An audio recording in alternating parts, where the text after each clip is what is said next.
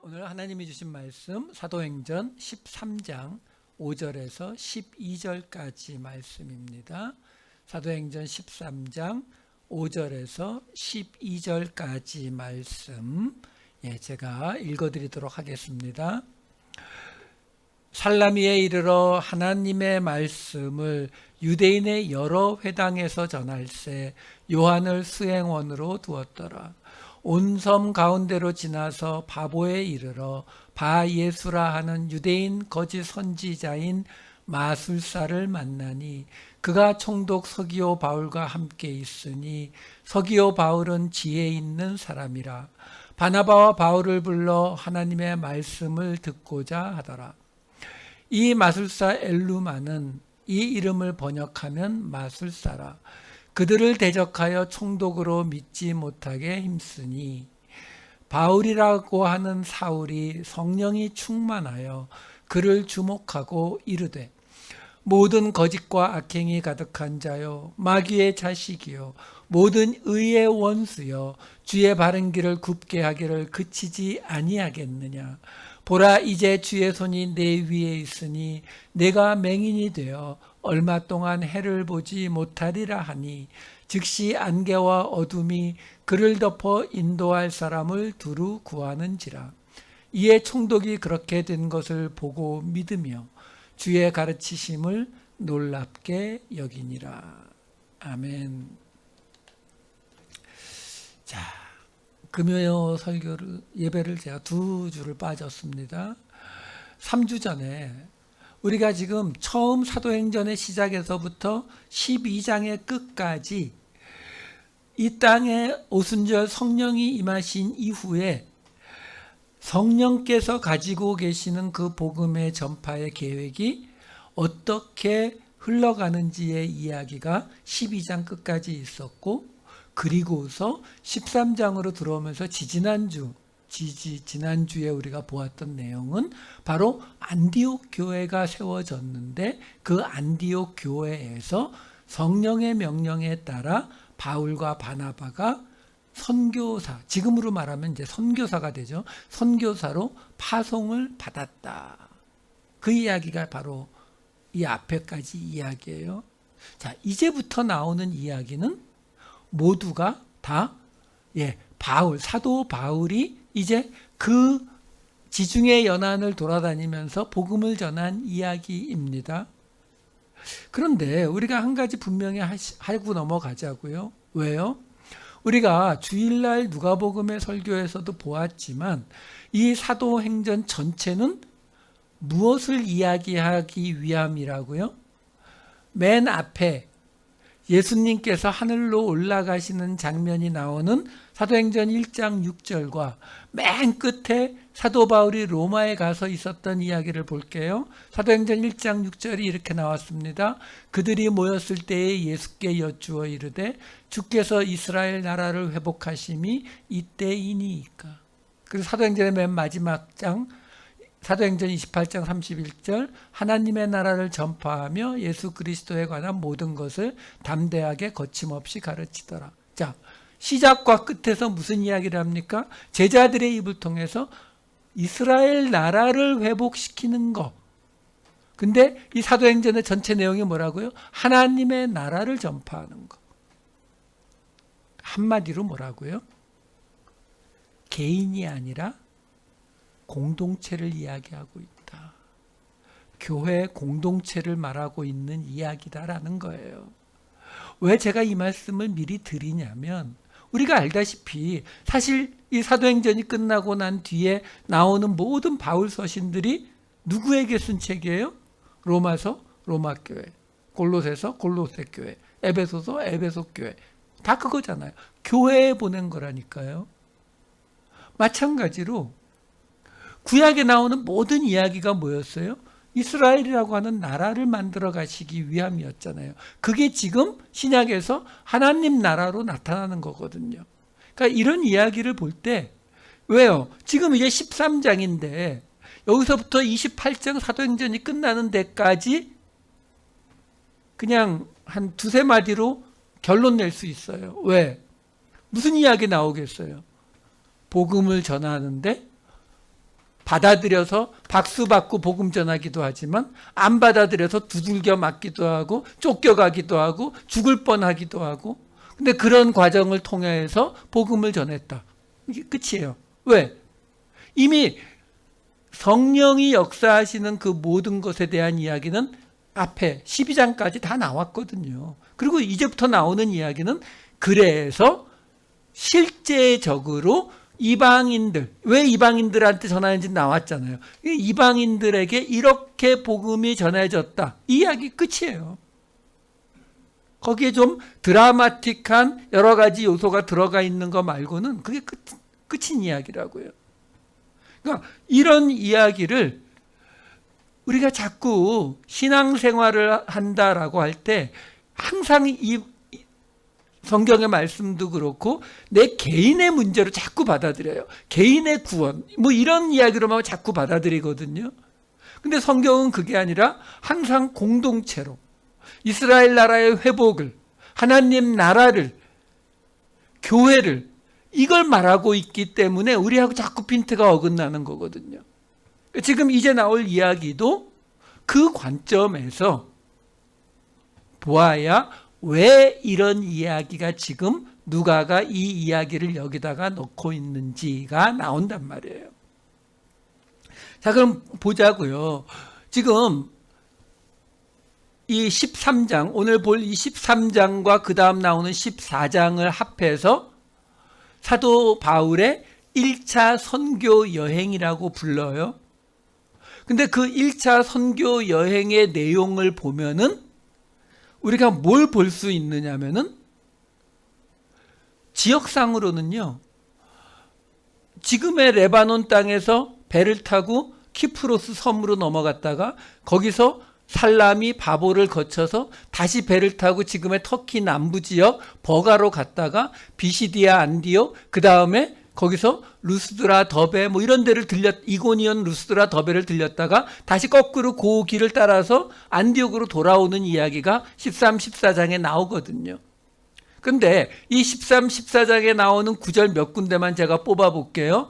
13장 5절, 14절, 42절, 14장 1절. 보세요. 5절. 살라미에 이르러 하나님의 말씀을 유대인의 여러 회당에서 전할세. 13장 14절. 그들은 버가에서 더 나아가 비시디아 안디옥에 이르러 안식일에 회당에 들어가 앉으니라. 42절. 그들이 나갈새 사람들이 청하되 다음 안식일에도 이 말씀을 하라 하더라. 14장 1절. 이고니온에서 두 사도가 함께 유대인의 회당에 들어가 말하니. 무슨 말이에요? 사도 바울의 1차 선교 여행은 철저하게 유대인들을 중심으로 대상으로 이루어졌다라는 걸 보여주는 거예요. 그런데 그러면 유대인 회당에서 계속 말씀을 전했으니까 그러면 유대인들만 들었느냐? 아니죠. 오늘 보겠지만 이 구브로 키프로스의 총독으로 있었던 서기오 바울이라고 하는 사람도 분명히 이방인이에요. 그리고 금방 보았던 14장 1절에도 보면은 유다와 헬라의 허다한 무리가 믿더라 이렇게 돼요. 예, 이방인들이 그 옆에서 복음을 듣고는 있었어요. 하지만 사도 바울과 바나바가 움직인 이 첫 번째 선교 여행은 유대인들을 중심으로, 회당을 중심으로 이루어졌다라는 거죠. 자, 그런데 그 바울의 이야기를 듣고 온 시민이 모였다고 나와요. 13장 44절. 그 다음 안식일에는 온 시민이 거의 다 하나님의 말씀을 듣고자 하여 모이니. 그랬더니 45절에 유대인들이 그 무리를 보고 시기가 가득하여 바울이 말한 것을 반박하고 비방하거늘. 그때 46절에 바울과 바나바가 담대히 말하여 이르되 하나님의 말씀을 마땅히 먼저 너희에게 전할 것이로되 너희가 그것을 버리고 영생을 얻기에 합당하지 않은 자로 자처하기로 우리가 이방인에게로 향하노라. 그래서 이걸 사도 바울이 로마서 11장에 보면은 뭐라고 설명합니까? 로마서 11장 11절 14절 보시면 그러므로 내가 말하노니 그들이 유대인들이 넘어지기까지 실족하였느냐? 그럴 수 없느니라. 그들이 넘어짐으로 구원이 이방인에게 이르러 이스라엘로 시기나게 함이니라. 이는 혹 내 고륙 유대인을 아무쪼록 시기하게 하여 그들 중에서 얼마를 구원하려 함이라. 자, 중요한 건 이거예요. 지금 이 이야기가 사도행전의 일부가 끝나고 그 성령이 임한 제자들, 특히 바울을 통해서 이방인들에게 복음이 전파되는 가장 첫 장면이거든요. 그 첫 장면에서 지금 뭘 보여주고 있냐면 사도 바울이 유대인의 회당을 주로 가서 복음을 전했는데 안 받아들여서, 그래서 사도 바울이 공식적으로 선포해 버리는 거예요. 이방인에게 이제 복음이 선포될 것이다. 어떤 느낌을 받으세요? 하나님이요, 쉽게 말씀드리면 유대인들에게 변명하고 계시는 거예요. 변명.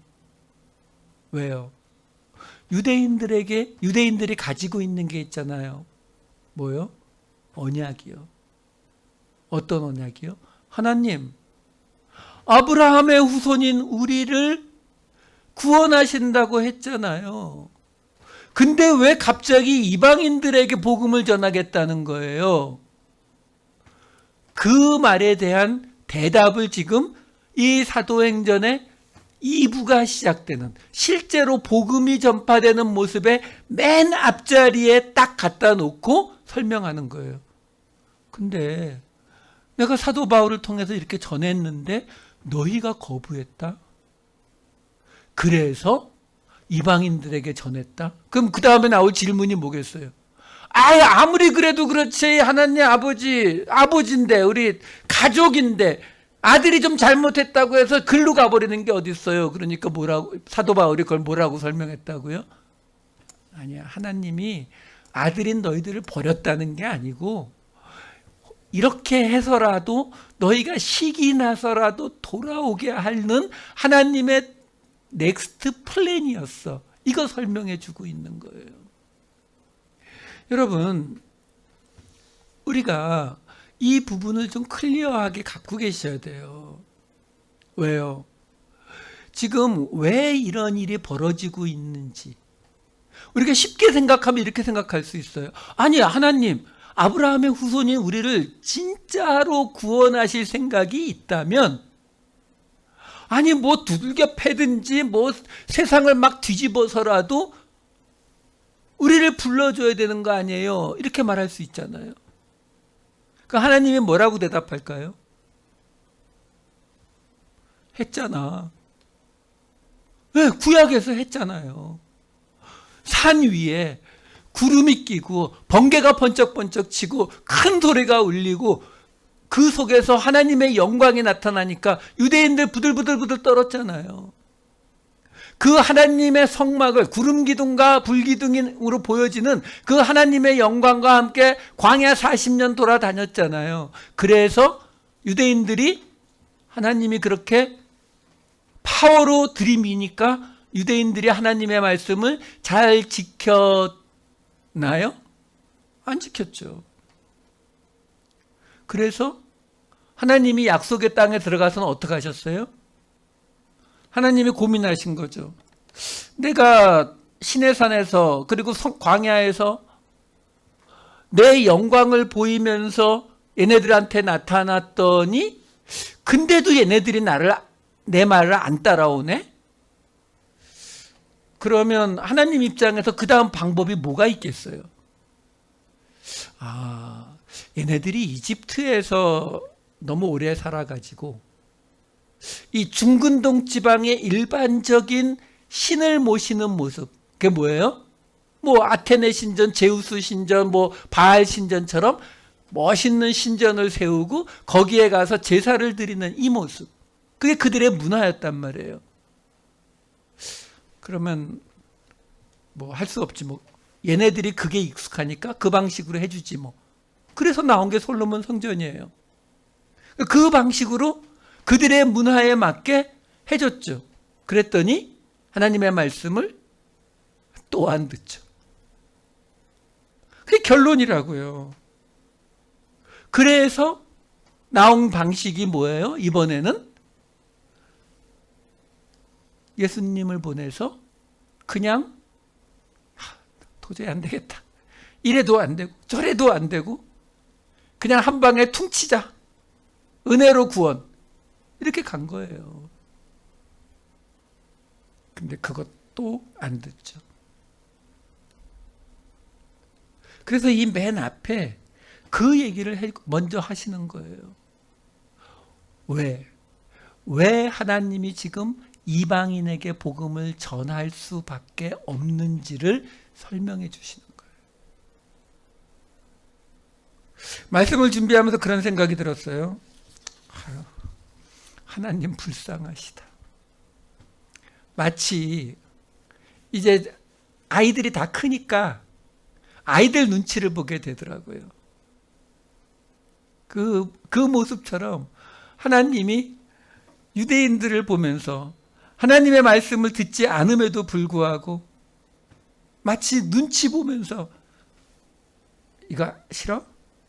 그러면 이것도 싫어? 그럼 무조건 다 해주는 쪽으로 갈게. 근데 그것도 싫다고 하고 있는 것이 우리의 모습이다라는 거죠.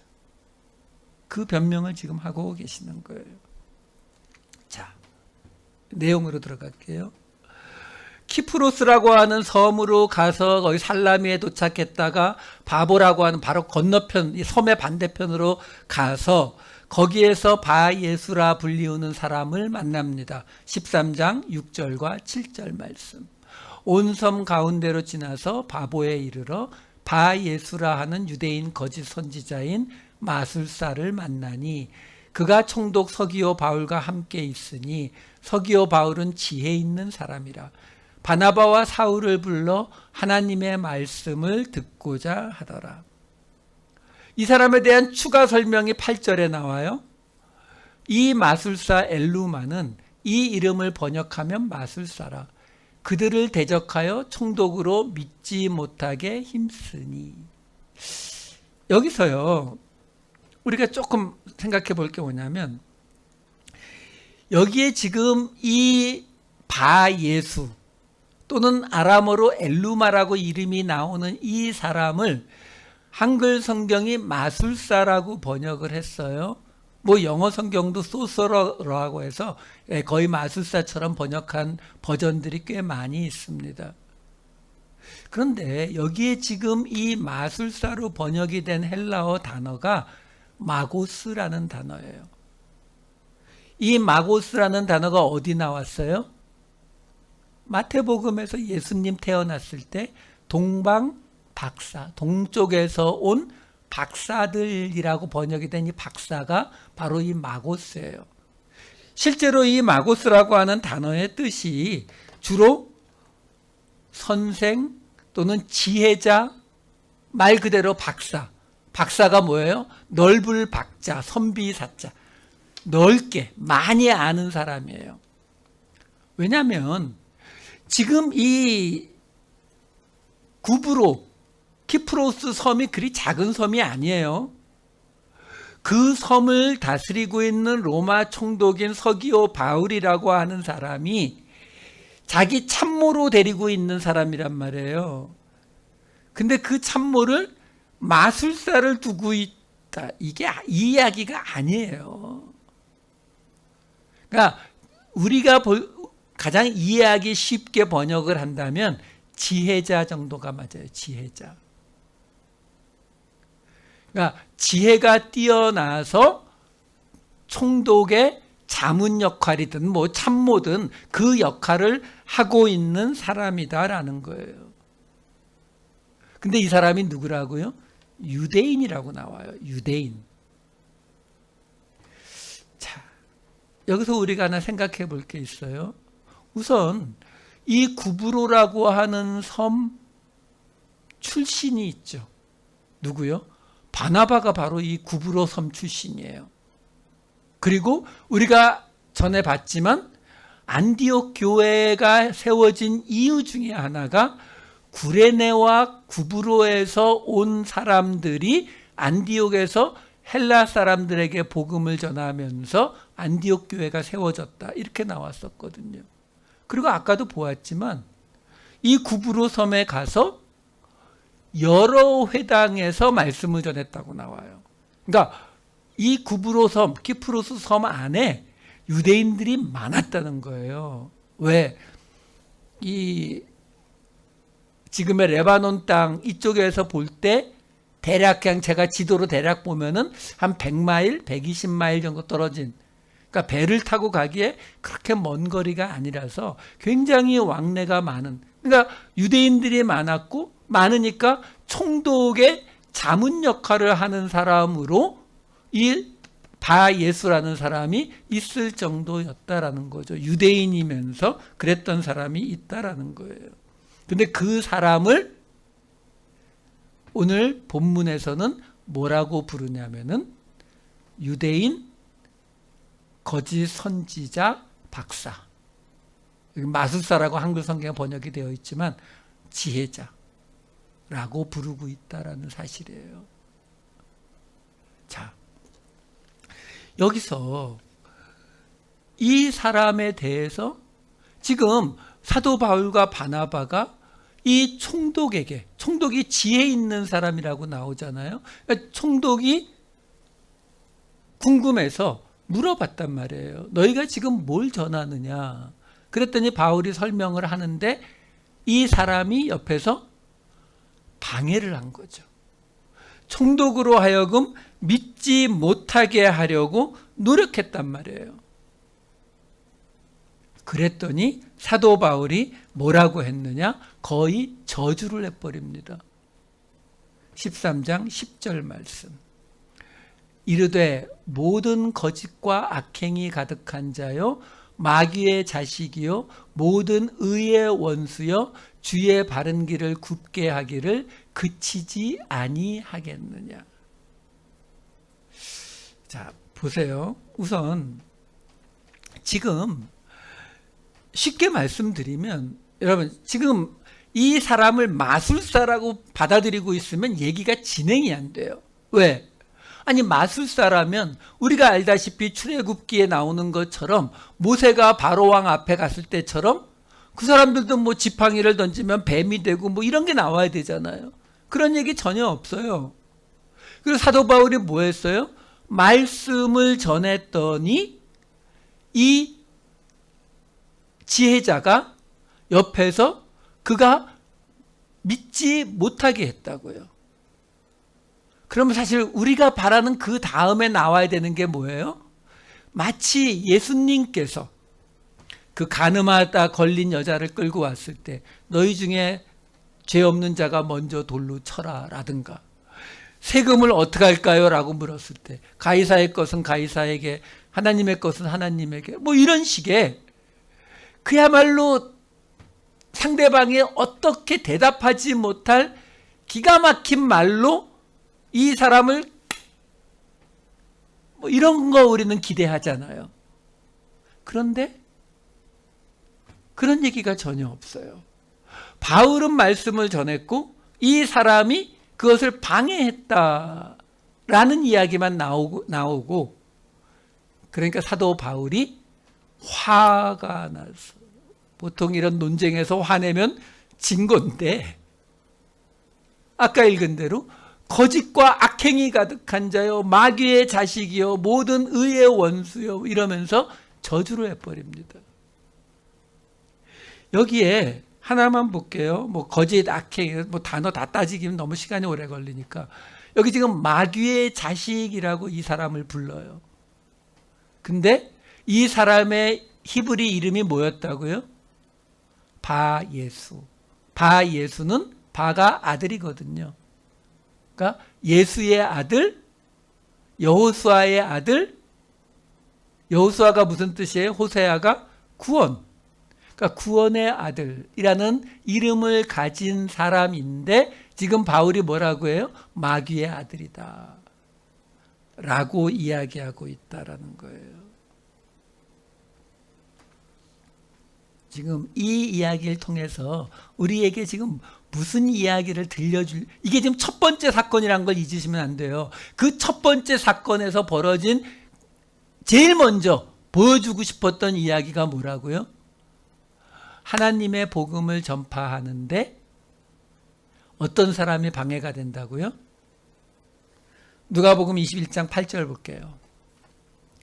이르시되 미혹을 받지 않도록 주의하라. 많은 사람이 내 이름으로 와서 이르되 내가 그라하며 때가 가까이 왔다 하겠으나 그들을 따르지 말라. 무슨 말이에요? 거짓 선지자, 예수의 아들, 구원의 아들이라는 이름을 가진 사람이 누구라고요? 거짓 선지자라고요.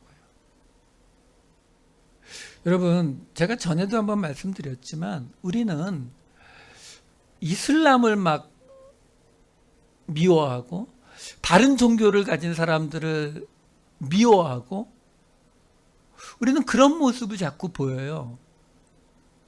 근데 여러분, 우리가 신앙생활을 하는 데 있어서 예수를 믿는 데 있어서 솔직히 다른 종교를 믿는 사람들이 우리의 신앙에 방해가 되지 않아요. 만약에 불교나 이슬람교나 힌두교가 신앙에 방해가 되고 있다라고 느끼신다면 복음을 잘못 알고 계신 겁니다.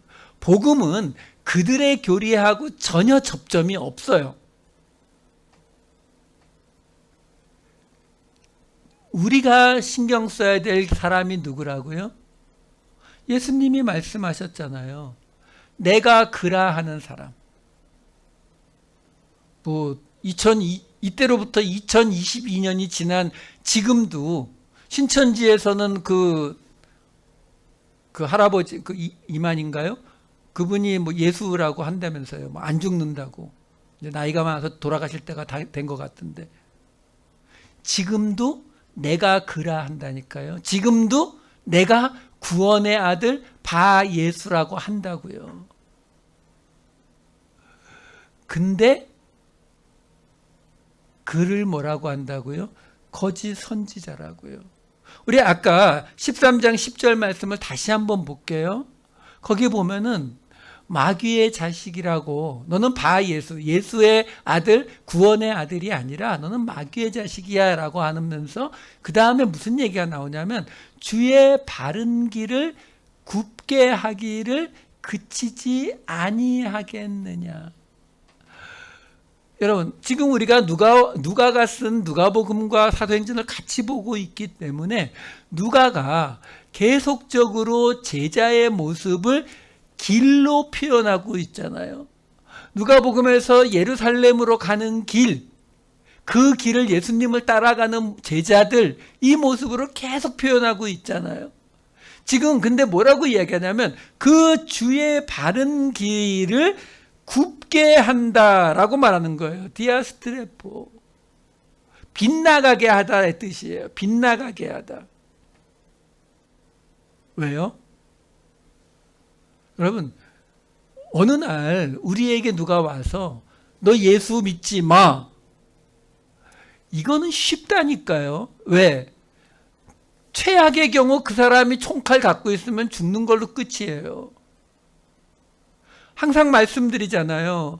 우리의 목표는 죽을 때까지 우리의 믿음을 지키는 거지 죽음을 피해서 살아가는 게 아니거든요.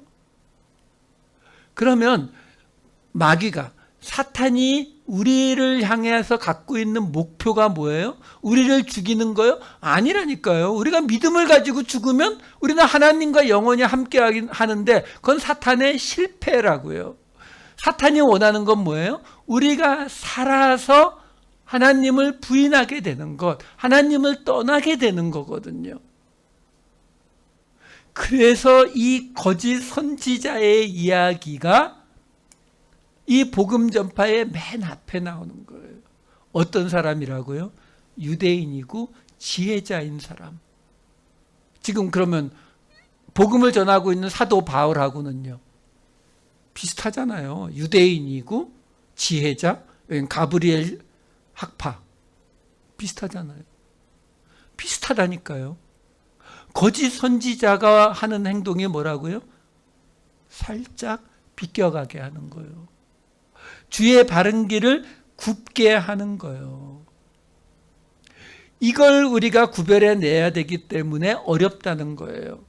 그래서 이 바울이 지금 그렇게 저주의 말을 쏟아 놓으니까 이 사람이 어떻게 됐다고 나와요? 13장 11절. 보라, 이제 주의 손이 내 위에 있으니 내가 맹인이 되어 얼마 동안 해를 보지 못하리라 하니 즉시 안개와 어둠이 그를 덮어 인도할 사람을 두루 구하는지라. 맹인이 되었대요.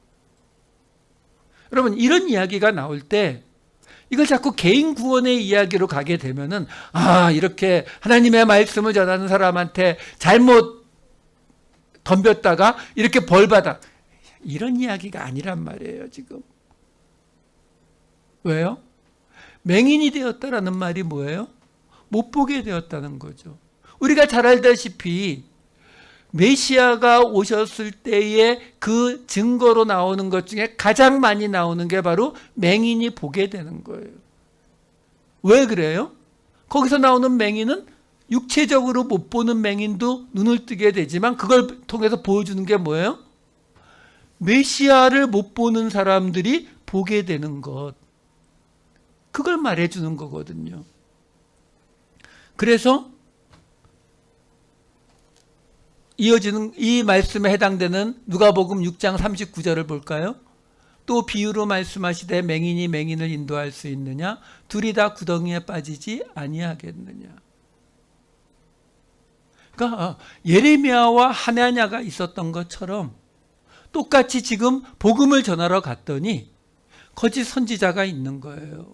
그 거짓 선지자가 무슨 무당처럼 지팡이 들고서 방울 많이 달고서 딸랑딸랑 이렇게 하고 있을 거라고 생각하시면은 오해라니까요. 그러면은 우리가 그쪽에 빠질 일이 없죠. 저거는 무당이네. 저거는 마술사네. 쉽게 구별이 가잖아요. 아니라니까요. 바울과 똑같은 유대인이고 지혜자라니까요. 마고스, 박사라는 말이 붙은 걸로 봐서 어떻게 보면 요즘식으로 말하면 사도 바울은 하버드 대학교 수료 그러면 이쪽은 PhD 이 정도 차이가 혹시 될지 모르겠어요. 구별이 안 간다니까요. 그러니까 총독도 헷갈리는 거죠. 사도 바울이 말하는 것과 지금 자기 옆에 있는 이 바 예수가 말하는 것 사이에서 헤매고 있는 거예요. 근데 그 사람을 맹인을 만들어요. 맹인을 만들면서 이 누가복음의 말씀을 보면 그가 맹인이 되었기 때문에 맹인을 인도할 수 없다라는 이 말을 하고 있는 거예요. 왜 이렇게 연결이 되냐면 이 오늘 마지막 절이 이렇게 끝나거든요. 13장 12절을 보시면은 이에 총독이 그렇게 된 것을 보고 믿으며 어떻게 된 거예요? 맹인이 된 걸 보고 믿으며 주의 가르치심을 놀랍게 여기니라. 이 첫 번째 사건에서는 사도 바울이 설교한 게 없어요. 뒤에 가면 사도 바울이 막 설교하거든요. 근데 여기는 그 얘기가 없다고요. 그리고 바울의 가르치심도 아니고 주의 가르치심을 놀랍게 여겼다. 맹인이 됐는데 주의 가르치심을 놀랍게 여겼다. 우리가 대략 짐작할 수 있는 거는 사도 바울이 무슨 얘기, 예수님의 어떤 이야기를 했을 거라고요? 맹인이 맹인을 인도하면 둘 다 구덩이에 빠진다. 아마 그 얘기를 했을 확률이 제일 높죠. 그래 놓고 사도 바울이 그를 맹인으로 만들어버리는 것을 보고 총독이 보고 믿으며 주의 가르치심을 놀랍게 여겼다라는 이야기가 나온다라는 거죠. 결국 오늘 이 첫 번째 구브로 섬에서 일어난 첫 번째 사건은 어떤 사건이라고요? 지금 이 바 예수와 사도 바울이 어디에서 부딪혔을까요? 이 사람이 유대인이고 지혜자니까 당연히 구약을 잘 알고 있었겠죠. 사도 바울은 예수의 복음을 전했을 것이고, 그런 부딪힌 부분이 어디예요? 예, 우리가 사도 바울 서신에서 수도 없이 보는 것처럼 바로 율법이냐 은혜냐 이 이야기죠.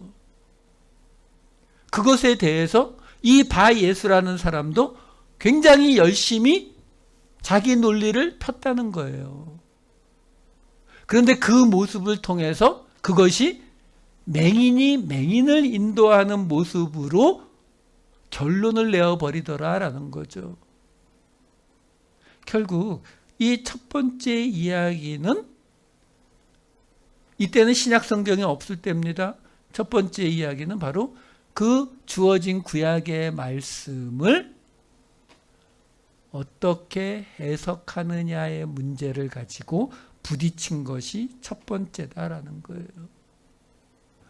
바 예수는 율법을 주장했겠죠. 신명기적 율법을 이야기했을 거예요. 하나님의 말씀을 지키면 복을 받는다. 하나님께서 너희를 지켜주신다를 이야기했다면 바울은 뭘 이야기했다고요?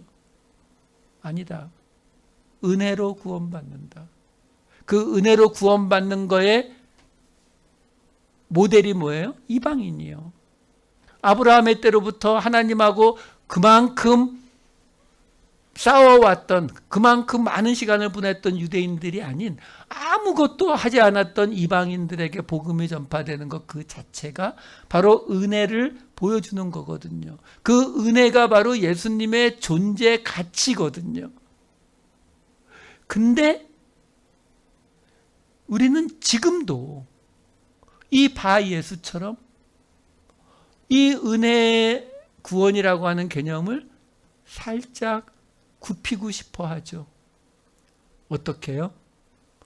그래도 하나님께서 내가 이만큼 하나님의 일을 열심히 했는데, 내가 이만큼 기도 많이 했고, 내가 이만큼 헌신 많이 했는데, 나한테는, 내 가족한테는, 내 문제에 대해서는, 우리나라에 대해서는, 우리 민족에 대해서는 하나님이 뭔가 그래도 다른 사람들보다는 조금이라도 페이버를 주실 거야. 이게 우리가 현재 가지고 있는 생각 아닌가요? 우리 한민족을 하나님께서 가장 마지막에 부르셔서 우리를 크게 사용하실 거라고 성경에 그런 말이 있던가요? 아니요. 그게 바로 주님의 길을 굽게 하는 모습, 곧 거짓 선지자의 모습을 보여주는 거예요. 그것이 첫 번째 이야기입니다. 첫 번째 이야기. 그것부터 먼저 얘기하고 가겠다라는 거예요. 왜 이방인들을 하나님이 부르셨는지, 왜 유대인들이 지금 복음을 받아들이지 못하는지, 그럼에도 불구하고 그들이 가진 율법을 주장하는 자 첫 번째 이 바 예수가 맹인이 된 지혜자가 바로 거짓 선지자다. 이 선포가 떨어지는 것입니다. 여러분, 하나님의 말씀은 그냥 말씀으로 받으세요. 예수님은 그냥 예수님으로 받으세요. 자꾸 거기다가 그래도 이거 덧붙이지 마세요. 그래서 여러분, 이 은혜의 교리를 믿는다는 게 결코 쉽지 않습니다. 그냥 우리는 다 은혜로 구원받았죠. 할렐루야 아멘. 이렇게 쉽게 이어지는 게 아니에요. 왜? 바로 이 바 예수의 자리를 우리가 안 떠나기 때문에 이게 쉽게 믿어지지 않는다고요. 실제로는 바 예수와 똑같은 행동들을 하면서 은혜의 교리를 믿는다라고 맨날 이야기를 해요. 아니요, 그렇지 않아요. 여러분, 이 말씀은 도전으로 받으셔야 돼요. 말씀을 잘 안다고 하는 유대인 지혜자가 왜 거짓 선지자가 되는지 항상 두려운 마음으로 하나님의 말씀을 대하셔야 된다고요. 그럴 때에 우리가 그 말씀들 속에서 내 문제의 해결이나 내 것이 아니라 하나님의 뜻, 하나님의 이 계획을, 하나님의 변명을 들으실 수 있으면 되는 거예요. 하나님의 뜻, 하나님의 나라를 먼저 구하심으로 모든 말씀들 속에서 예수 그리스도의 은혜, 그 은혜의 구원을 찾아가시는 저와 여러분 되시기를 우리 주님의 이름으로 축원합니다. 기도하시겠습니다. 사랑이 많으신 아버지 하나님, 성령이 오시고 온 유대와 사마리아와 땅끝까지 이르러 내 증인이 되라고 하신 그 말씀대로 사도 바울이 이제 이방인들에게 복음을 전합니다. 그 맨 첫 자리, 로마 총독인 서기오 바울에게 복음을 전하는 그 자리에서 예레미야와 하나냐가 맞붙었듯 바울과 바예수가 맞붙습니다. 아버지 하나님, 저희로 말씀에 교만해지지 않게 하여 주시옵소서. 말씀을 대할 때마다 그 말씀을 주신 하나님의 뜻을 먼저 찾는, 그래서 예수님의 바른 길을 굽게 하지 않는 우리 모두가 되게 하여 주시옵소서. 감사드리옵고 이 모든 말씀 우리 주 예수 그리스도의 이름으로 기도하옵나이다. 아멘.